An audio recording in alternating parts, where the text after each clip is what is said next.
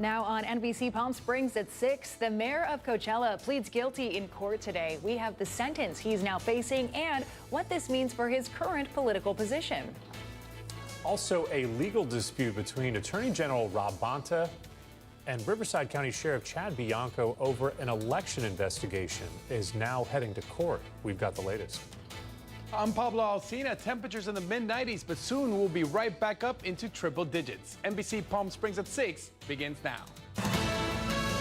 Now, connecting the valley, this is NBC Palm Springs at 6. Good evening. Thank you for joining us. I'm Olivia Sandusky. And I'm Mark Mester. Let's get right to tonight's top story. An investigation by Riverside County Sheriff Chad Bianco into alleged voter fraud is moving forward after State Attorney General Rob Bonta's appeal was rejected. The Attorney General filed an emergency petition with the Court of Appeals to stop Bianco's department from personally counting the ballots that were cast during the 2025 special election. Just last week, Bianco announced his department would resume recounting ballots tied to last year's special election. The investigation stems from claims by a group called the Riverside Election Integrity Team that say during the election more than 611,000 ballots were cast, but more than 657,000 ballots were counted. County officials have stated the discrepancy in votes counted comes from a misunderstanding of the vote counting process. In a statement, the Attorney General's office says the following: the Court of Appeals decision was based solely on where we filed the case and is not a ruling on the underlying merits of the petition. We're evaluating next steps to ensure a swift and appropriate resolution to this matter. We also spoke to Riverside County Sheriff Chad Bianco, who expressed his frustration with Bonta's attempt to halt that investigation. He has never conducted an investigation. He has never been in front of a judge with a warrant or talking about a warrant or working through probable cause to get one signed. He is an embarrassment to law enforcement. He is a political activist. My goal in this is to show that the numbers all match so I can say that our registrar of voters is doing their job. Riverside County residents can be confident that that we have secure elections. But otherwise, if it doesn't happen that way, we have a massive problem that then we have to keep going with more warrants to figure out what the issue is. In February, Bianco executed warrants to seize roughly 1,000 boxes of ballot materials tied to the November 2025 special election. The Attorney General's office is expected to file an appeal to today's decision.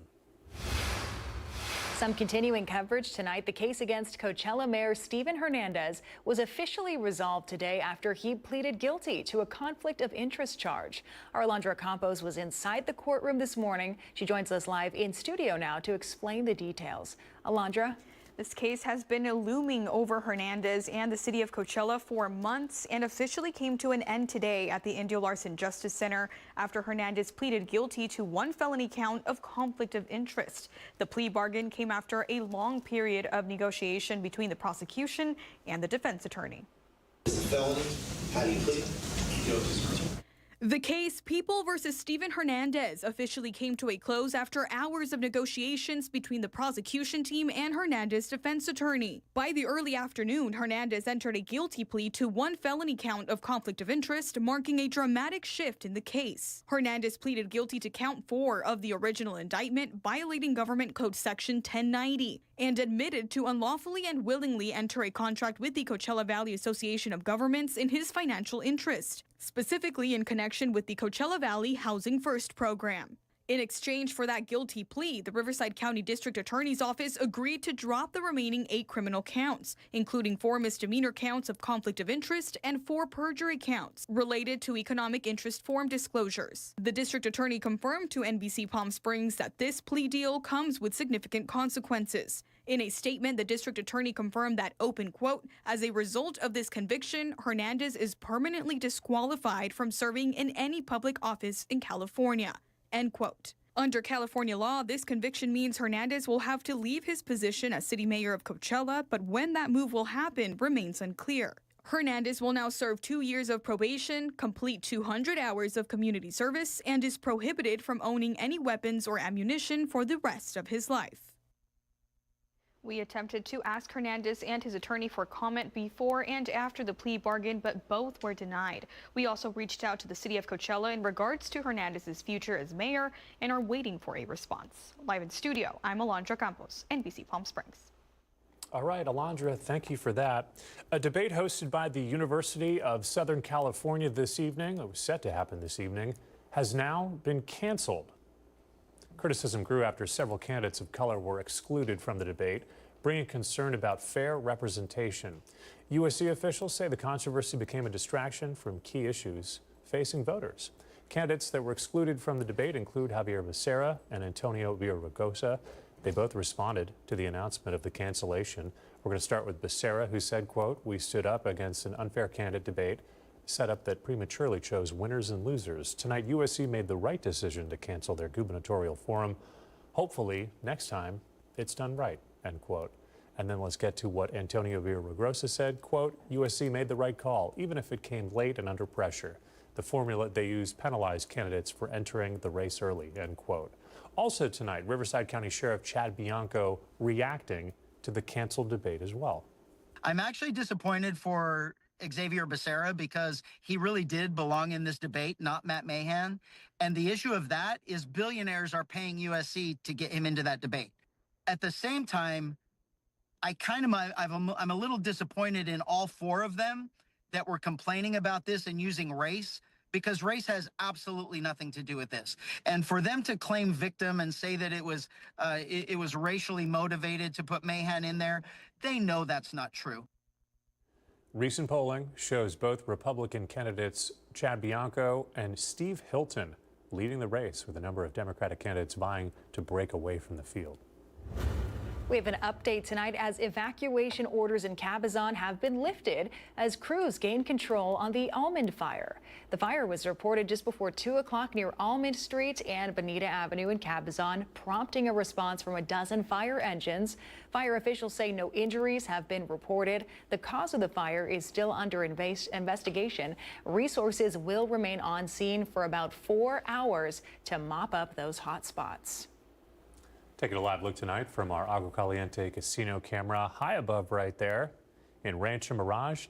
We're going to send things over to Pablo Alsina. Pablo, it looks like some of the smoke from that fire may be visible in that shot there. Yeah, definitely be careful if you're around that area. The air not that healthy at the moment. Current temperature is 93 degrees, and we will be heating up. Right now, we're running around 10 degrees hotter than normal. Later on this week, we'll be around 15 to even 20 degrees hotter than normal. So enjoy these mid-90s while they last. Currently 93 in Palm Springs, 90 in Desert Hot Springs. But again, they will start going a little bit down at night and shooting right back up tomorrow. Dew point also pretty heavy. And our 3-day comfort air forecast, like I mentioned, right back into triple digits Wednesday, Thursday, and Friday. That high pressure ridge also keeping clouds away, so it's going to feel even hotter. Make sure to drink lots of water, but I have some good news coming up in the 7-day forecast. Pablo, thank you. Looking forward to that. More local news tonight. Festival season is just around the corner here in the Coachella Valley, and locals are noticing an uptick in Airbnb prices. Our Brett Rosen spoke to homeowners who say this time of year brings in a different type of revenue stream.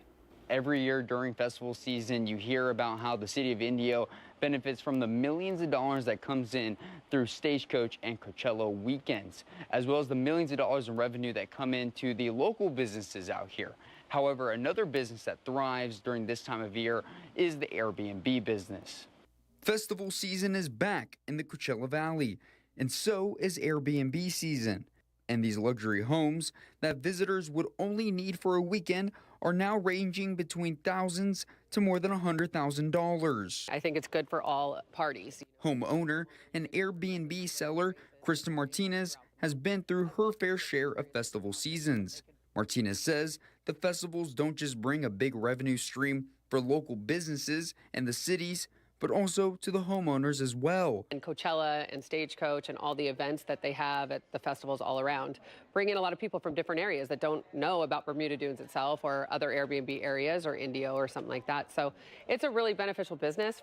And not just homeowners, but investors also see the value in this time of year in the Coachella Valley. Anthony Bauer says the uptick in prices for Airbnbs in the valley are due to multiple reasons. However, Bauer says the incline in prices is not a consistent rise. It all depends on the lineup. Thank you, Golden Force, for bringing Justin Bieber this year and getting a lineup that's decent, which will reflect on the rates. And for realtors, the spike in price is due to the amenities each home has. Kathleen O'Brien, who's a longtime realtor in the Coachella Valley, says a lot of the times it's the festival itself who are renting out these homes for their employees. Palm Desert, a lot of the homes that are rented for the Coachella staff, you know, they're homes that would sell for $500,000. They're 3-bedroom homes. Those people prefer to have the staff for Golden Voice in those homes versus partygoers because they feel safer that nothing will happen to their homes. Now, between homes like this one that rent out in a larger scale versus homes that rent out to your friend group that just is coming to celebrate Coachella and Stagecoach Weekend, either or can benefit this time of year. Here in Palm Desert, I'm Brett Rosen, NBC Palm Springs. All right, our thanks to Brett for that report tonight. Coming up next on NBC Palm Springs, why Washington is zeroing in on tokenization and how it could soon change the way Americans buy and sell investments. Crypto Fitz explains after the break. Also tonight, a Palm Desert track star is looking to break a record that has stood for 2 decades. Tim O'Brien's going to explain coming up tonight in sports. And a quick look at your gold and silver prices. We'll have those headlines and more still ahead, so stay with us.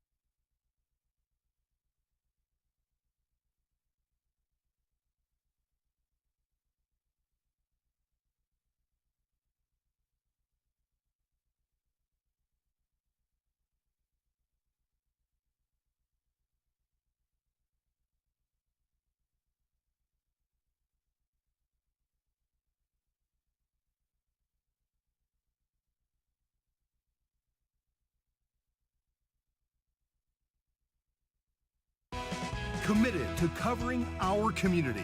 You're watching NBC Palm Springs at 6. Local State Assembly member Jeff Gonzalez is pushing for better access to basic hygiene products for women working in agriculture. Gonzalez is introducing an assembly bill that would expand access to free menstrual hygiene products in rural and farming communities all across the state. The proposal would require the state's Department of Public Health to partner with local nonprofits to help distribute those products to women who may not have easy access during the working day. Gonzalez notes more than 100,000 women work in California agriculture. It's about dignity, and it's about recognizing their essential role and the essential role that farm workers play in feeding our communities and keeping our economy moving. This bill was born not from the Capitol towers, but born from the very mouths and the hearts of the people of our farm worker community in my district. They said they needed a voice, and I said, that's what I came here for. If passed, the bill will work to close the gap and support women in the state's agricultural workforce. The Inland Empire Community Foundation is investing in programs supporting women and families across the region. The foundation recently awarded $55,000 in grants through its Women's Giving Fund, bringing the program's total impact to more than $320,000 since its launch. This year's funding will support nonprofits focused on preventing domestic violence, assisting survivors of abuse, and expanding housing and outreach services. Congress is set to discuss tokenization tomorrow, examining how blockchain could reshape U.S. capital markets. Here's Crypto Fitz with a look at the key players.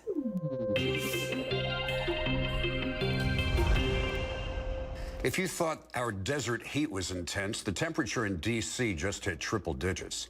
Tomorrow, the House Financial Services Committee is dropping the puck on the most important game of the year, tokenization and the future of securities. They're talking about moving the entire $100 trillion U.S. capital market onto the rails that have been building. The witness list is a who's who of the people who actually move the money. Summer Mersinger, CEO of the Blockchain Association. Expect her to hammer home that a 1930s legal framework shouldn't be choking 2026 technology. Kenneth Benson Jr., CEO of SIFMA. He represents the big brokers and dealers. He's the bridge between the old guard and the new rails. Watch if he plays ball or tries to build a moat around the big banks. John Secca, CLO of NASDAQ. When the literal stock exchange shows up to talk tokenization, you know the experiment phase is done. NASDAQ wants to be the everything exchange, and they need this legislation to do it. Keep your eyes on two specific pieces of paper that could change your portfolio forever. One aims to define exactly when a digital asset is a security and when it's just a piece of tech. The other is all about how NASDAQ can legally use blockchains to settle your trades in seconds instead of days. Even though this is a tokenization hearing, expect someone to bring up the Tillis, also Brooks, stablecoin yield deal from Friday. If that deal holds, the path for the Clarity Act is wide open. The gavel drops at 10 a.m. tomorrow. I'm Jimmy Fitz for NBC Palm Springs.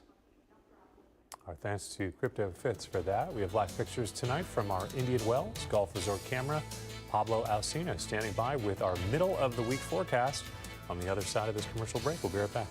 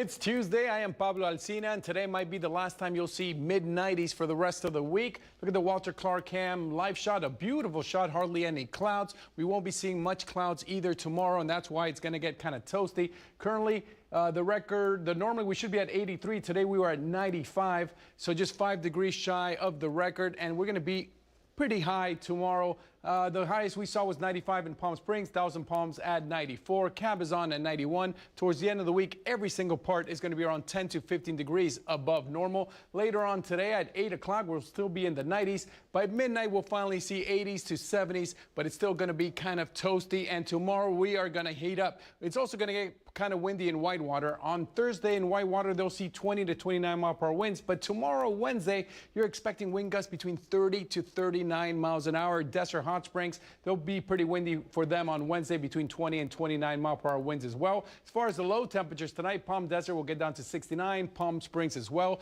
The next full moon's not for another 7 days, so the stars should be shining pretty nicely, especially with absolutely no clouds in the sky. Idlewild will be finally back into the 40s for them. They've been well above normal. On our 7-day Comfort Air forecast, here are the bad news. For the rest of this week, 100s across the board. Maybe on Sunday we'll see high 90s again. But the good news is, look how quickly it's going to drop off. That high pressure ridge is going to move away, and we might see 80s. Yes, 80s as soon as next Tuesday. I'm Pablo Alsina. Keep it here on NBC Palm Springs.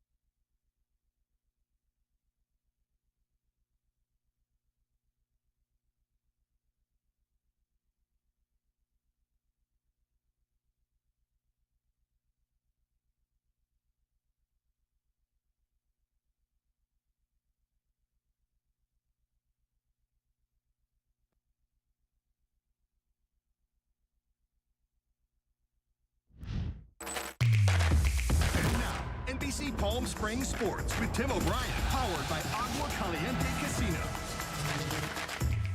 Oh, welcome back. The Palm Desert track and field team, they've been breaking records left and right this season. But for hurdler Jax Penny, well, he's flirting with breaking a hurdles record that's been untouched for 20 years.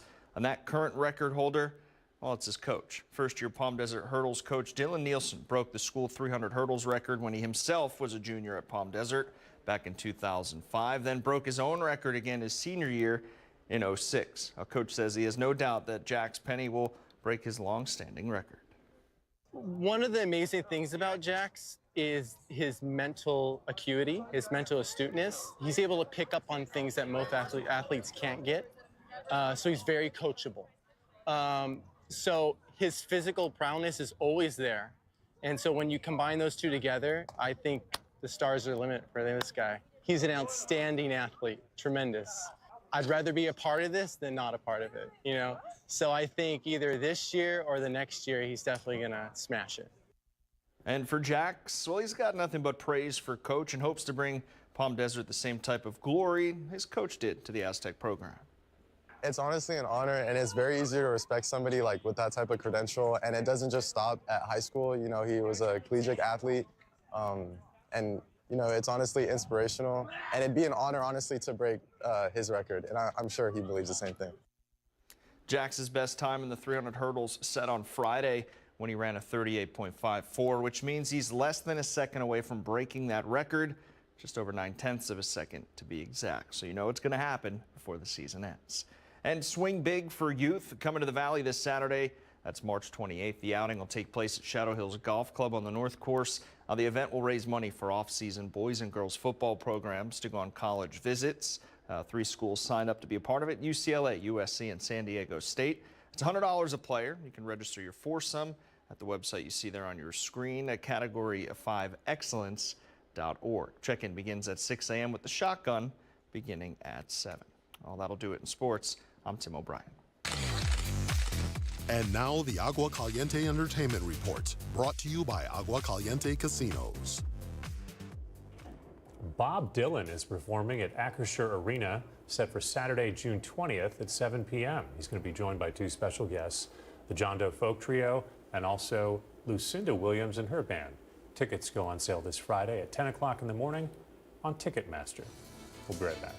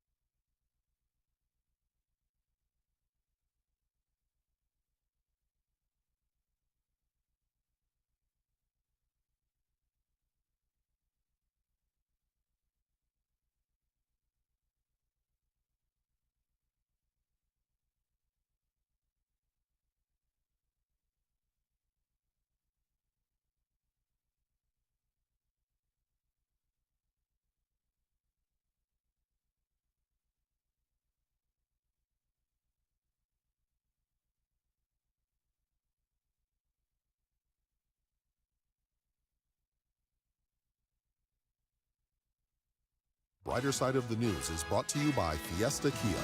Discover the all-new Fiesta Kia located in the I-10 Auto Mall.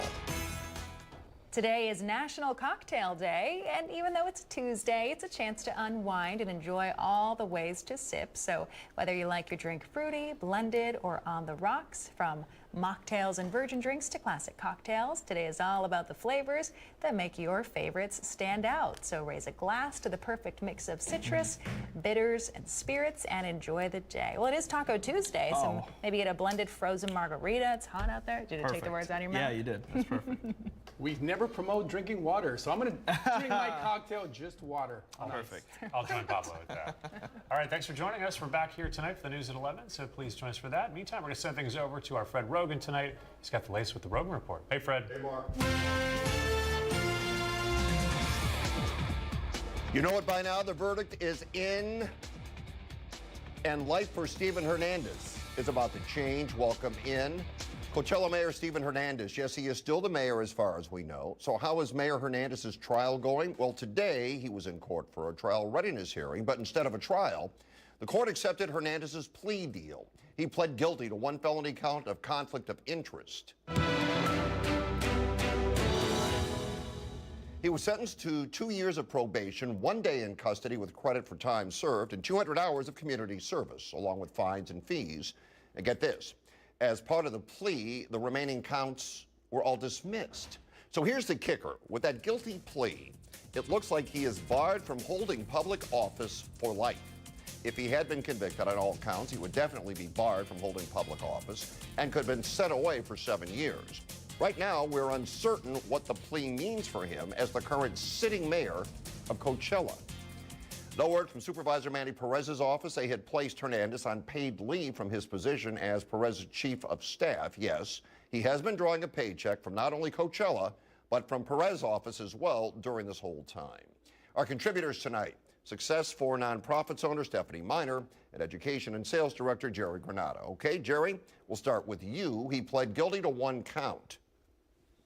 What about the rest of the counts, and what should happen to him as mayor? Well, we have to go by the law. The law is very clear here. The California statutes and the conviction and the code 1090 says that he's done. He can no longer, he's permanently barred from holding office. He needs to go. The vice mayor needs to step up, and they need to figure this all out. Stephanie? Agreed. We have to follow the law here. I mean, he's pled guilty, and so we've got to follow what the law says is correct. So there is a council meeting tomorrow night. There is some question as to, will he resign at that point? Will he show up at the council meeting? Will he resign before the meeting? With everything that is going on in Coachella and CVUSD, Stephanie, what does this do to the community? It's so tough. I mean, we're in such a tough spot. I think that our community in general is in a tough spot. And so I'm hoping that Mr. Hernandez will do what's best for the community. But again, that's up to him. We cannot force anything on him. But hopefully he will think about that and do what is best for the community at large. Jerry? Yeah, completely. This is just another layer of the onion, isn't it? I mean, it just seems to get worse and worse and worse the more you peel away.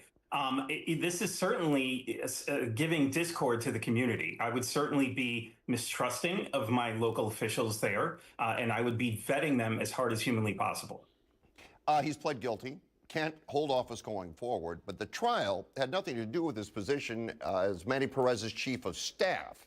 What should Perez do with him, Jerry?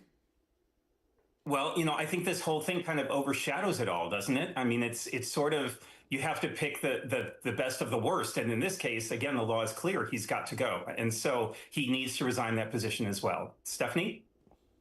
You know, it's so tough. I mean, I agree. We don't want to erode community trust, but at the same time, is somebody who's done something wrong never supposed to have a job again? Although his job is a very important one. And so we're going to see what Perez wants to do with him. I think that he will probably want to weigh what is important to the community and err on the side of doing what makes him more trustworthy. But we're going to see how this all plays out. All right. Have you been following the drama with Renova Energy? Well, something big happened today. It comes after months of uncertainty with a court document showing the company owes about $16 million while holding just a fraction of that in assets. As of today, the company's officially filed for Chapter 7 bankruptcy. Vince Battaglia, the CEO, says he's still planning to pivot to a new company called Microgrid. this April. But for now, all service work is paused, and the website just points to a coming soon page. So what does that mean for current customers? Well, if you have an existing system, the company says warranties will be honored eventually. But they're basically letting customers right now, you should either wait for the grand opening or find somebody else to service your panels. Tough spot for the roughly 25 employees waiting to be rehired, and a massive question mark for a valley that has leaned so heavily on Renova for solar for years. Stephanie, Jerry, either one of you Renova customers, more importantly, would you sign on with microgrid after all the drama? Steph, I'll start with you. I am not a customer, but I do know that Renova was so great in our community for so long, sponsoring nonprofit events, doing the right thing. It's such a shame that this is where we are. I don't know what to say, but I do know Vince personally a little bit. You know, we're not like good friends or anything, but he seems very honorable. He seems like he's been very upfront with all of this. And so it's a tough position to be in, but let's just see how this all unfolds. Jerry? Yeah, I agree. This is very tough. And you're right. Renova has been good to the community, and this is very hard to watch. So we can't really judge because we don't know all the facts.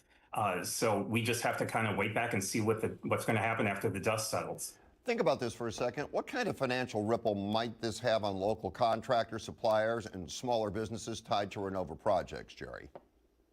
I'd be a little nervous if I were them because you just don't know what's going to happen. And the company's structure is so weird right now that it's going to be hard for contractors and those in the trades to be able to trust the situation and find out what's going on. Stephanie? I agree, Jerry. It's such a tough position. But again, what we do know is that Vince has been totally transparent. He's kind of let people know what's happening along the way. But this is tough on our communities for sure. Might this shake confidence in the local solar industry overall, especially in a region that relies so heavily on clean air, Stephanie? Of course. I mean, this is a tough thing. I don't think any of us could have seen this coming. We were rooting for Renova. Like I said, Vince has been transparent all along the way, and we were hoping that this would all work out. But we're just going to have to follow the story and see how it goes on. But clearly, I mean, we need solar here. We're just going to have to figure out who's going to replace Renova and how the new company's going to roll out forward and see what happens as we go through it. All right, let me ask you this. You ever felt a little uneasy about your partner liking an old ex's photo or keeping an encrypted messaging app on their phone? If you have, you might be dealing with the latest relationship headache, micro-cheating. Does not compute. Not about physical affairs. It's a series of small digital actions like secret DMs or checking in on a crush that just stay under the radar but slowly erode trust. New report in The Atlantic suggests that our phones have made it easier than ever to maintain these mini relationships without ever technically breaking a rule. The problem is that while one person sees it as harmless scrolling, the other feels a death by 1,000 cuts to their security. Turns out in 2026, the biggest threat to your relationship might not be a stranger, but a notification you aren't supposed to see. All right, Stephanie, what do you think about micro-cheating? I hate micro cheating. I hate any kind of cheating. And it is cheating. Let's be real. Anything that cannot be showing up in the light and is left to the dark is cheating, and there's nothing good that can come of it. Jerry? Yeah, totally. I agree. There's no way around this. I mean, this is cheating, and we can spin it and put pretty words on it, but it's cheating. And it all comes down to the word secret. If this is done in secret, then you're micro cheating. Okay. So let's say it's done. Nobody was intending it to be a secret, but nobody talked about it. All of a sudden, somebody picked up the phone and goes, "What are you doing?" And the other person would say, "Well, I didn't hide that. I mean, I've been doing it all along. You just didn't look." What would you say about that, Jerry? Well, what's done in secret is also done in public. So, the whole thing is if somebody is doubting what somebody's doing, there's that old saying, if you think something's wrong, something's wrong. So if you have had any kind of doubt, then you probably are correct, and this has been going on. Stephanie? Lies, lies, lies. No lie is worth doing, worth saying. A lie is a lie. Just because I didn't see you doing it, you're still a micro cheater. That's still a lie, and there's no place for that in a very good and very healthy relationship. Where should couples draw the line between harmless behavior and betrayal, Stephanie? Just don't do it. If you can't do it in front of the person that you're with, just don't do it at all. Just be honest and upfront. Here's the thing. I can deal with the truth, but let me know what the truth is. I don't want to find out about something that has to do with my life later on. If you can't do it in front of me, you know that it's wrong. We shouldn't be doing it. Jerry? Oh, go ahead, Jerry. No, really, I think it's between the couples, quite honestly, because one person's accepted behavior might be another person's, reason to flame somebody. So the couples need to be in communication. And I think if they were communicating in the first place, there wouldn't be any need to kind of wander, if you will. All right. Yesterday, good neighbor Donna was looking for a detailer who knows how to treat her soft top convertible. Dale has a recommendation for you, Donna. He says, I can heartily recommend Wes Anderson Mobile Detailing. He's been doing our cars for the last 7 years. Check out his website for details. Donna, there you go. Remember, the Rogan Report doesn't endorse, vet, or recommend any of these vendors. They are all recommendations from our viewers. So do your own research before hiring anybody. And if you do that, you would be a good neighbor.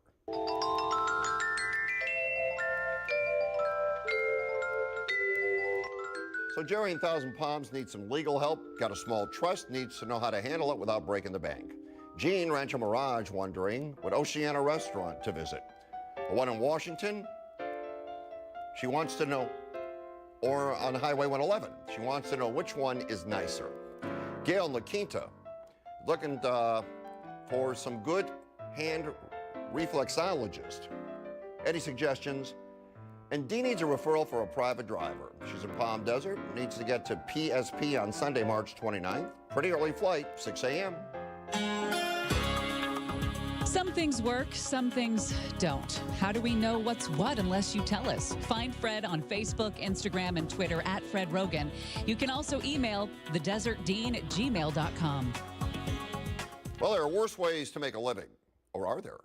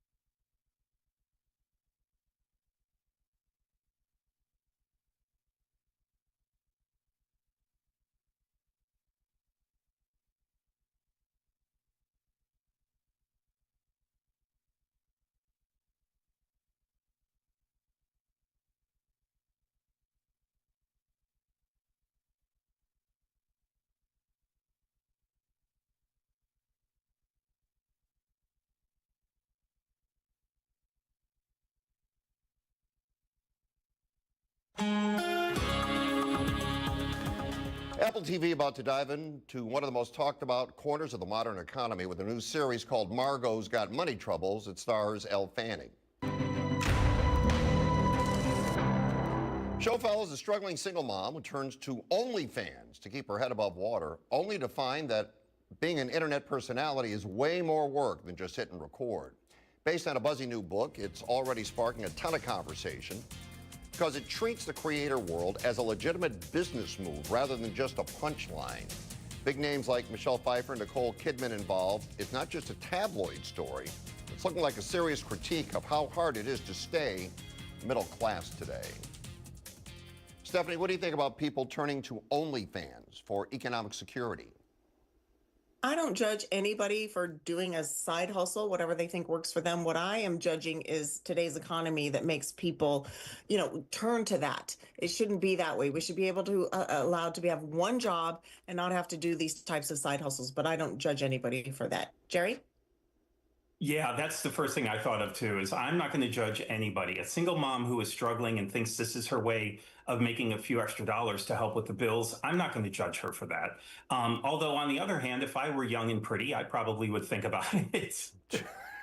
Some top non-celebrity creators today report making about 1 to 3 million a month. Vast majority of these creators don't make anything close to that. Many earn under $1,000 a month. All right, Jerry, looking at it like that, do you think the dream is worth the sacrifice? I don't know. I think it's a decision each person's going to have to make, but you're absolutely right. I mean, it's a lot of these people think that they're just going to make $1 million a month. And, even on YouTube, you have to have 100,000 followers before you'll even make a couple thousand a month. So I think there's this delusion that once you get on the internet, you're going to make a incredible amount of money. And that's not really the reality. Stephanie? Jerry, I think you are young and pretty. And if you wanted to OnlyFans or anything else, you could and you would thrive.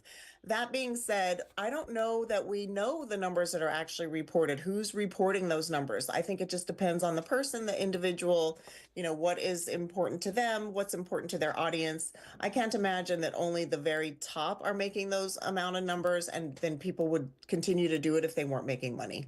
All right, thanks, Steph. Save Plan is gone, so now what?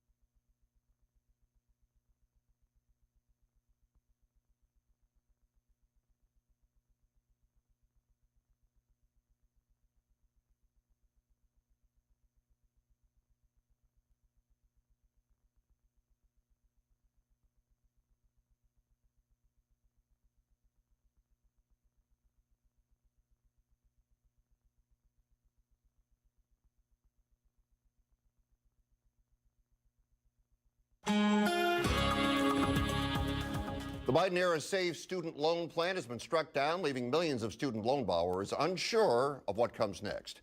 Our legal expert, Walter Clark, joins us to talk about it. Hi, Walter. Welcome back to the program as always. What is the SAVE Act that has been changed? It has to do with about 43 million students who borrowed money to go to college. SAVE means Save on Valuable Education, and there had been so many problems with the student loan programs in the past.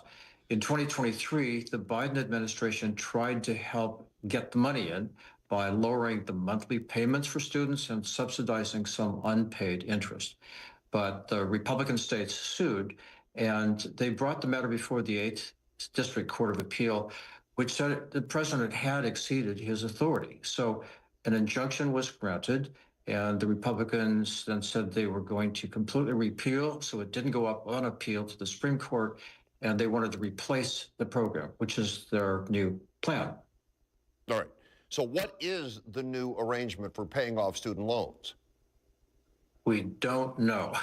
And the thing is, it has been such a confusing mess all the way back to the beginning. Really, the system audits showed that the government was making mistakes. They often outsourced the collections to other companies that were profiteering and causing problems. Basically, their audits failed and students couldn't find out the information that they needed. So the education department now has transferred the program to the Treasury Department, and the Trump administration says the new plan will be out in July. Will it be any more clear? I certainly hope so, but it has a history of not being easily. Anybody who's tried to look this up and understand what the current status is, it's just about impossible. So I'm optimistic. I hope that things do get clarified because I feel sorry for the students who are trying to get help with loans and who are trying to pay back what they owe. But the information they get most often is inaccurate. And unfortunately, it's just been a very big nightmare for the government and the students. Yeah, you know what? It was a bit of a reach. It was a bit of a reach, even committing to that initially. That is a very tough thing to do. So many kids have student loans and have over the years, and yes, they go into debt. There's no question. But for then the government to step in and say, okay, we're going to wipe this out for everybody. First, it's great if they could do it. Second, where's that money coming from? And third, what about everybody that didn't get their student loans paid off? I mean, it would be inequitable to cover it for some and not others. So yeah, a lot of problems. Hopefully we can get it straightened away because I think the bottom line is education is so important. Yeah, and expensive. And expensive, right. Yeah, so college still is critical in today's world. Well, I think so. It's critical for our democracy. First of all, as we always say, an educated electorate is what is needed for a functioning democracy. But in college, people get exposure to critical thinking, in-depth history, and basically it helps us compete internationally. Right. So I think we don't want to turn off the spigot to help get students educated. Even if the AI thing replaces a lot of jobs, education is just terribly important. And exposing serious problems, kind of like what you do, is what we need education to do. We understand that providing factual information to the citizenry is important, and exposing serious problems as you have, it's what's good for the community. And though not everybody can be a talented broadcaster like you, I mean, the work you've done that resulted in the conviction of Steve Hernandez is so important. Just I don't think the work I've done resulted in the conviction. I think the work he did resulted in the conviction. Exposing these stories, though, Fred, that really is why the public needs services like yours, and the public, they need to have access to education so they can be better voters. All right. Walter, words of wisdom as always. Thank you. You're so kind, Fred. Congratulations. And when we return, the Riddler checks in.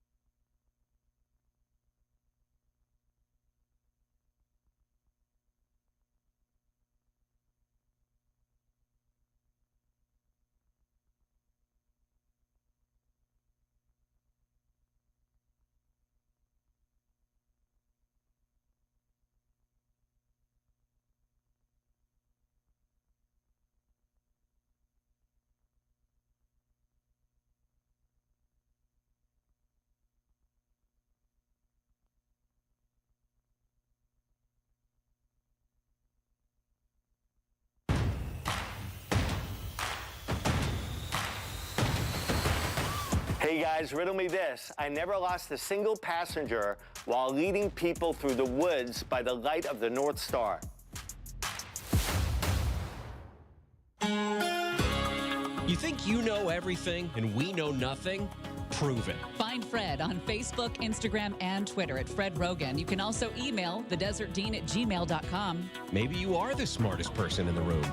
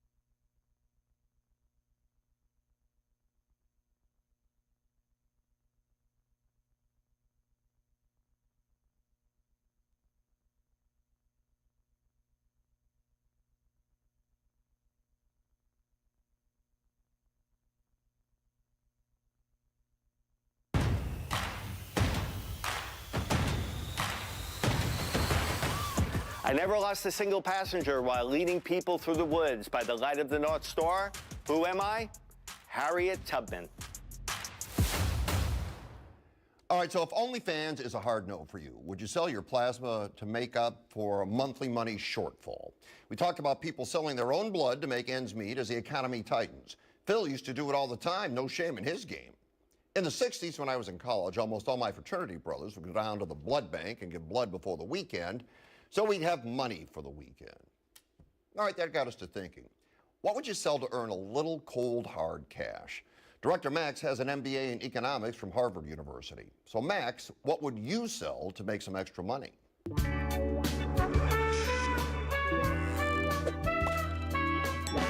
Fred, I'm having a fire sale on all bodily fluids. Everything must go.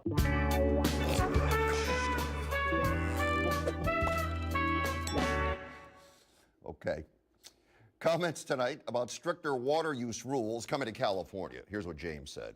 Seems like we're going backwards. If we get rid of the grass, we're going to have more dust particles in the air.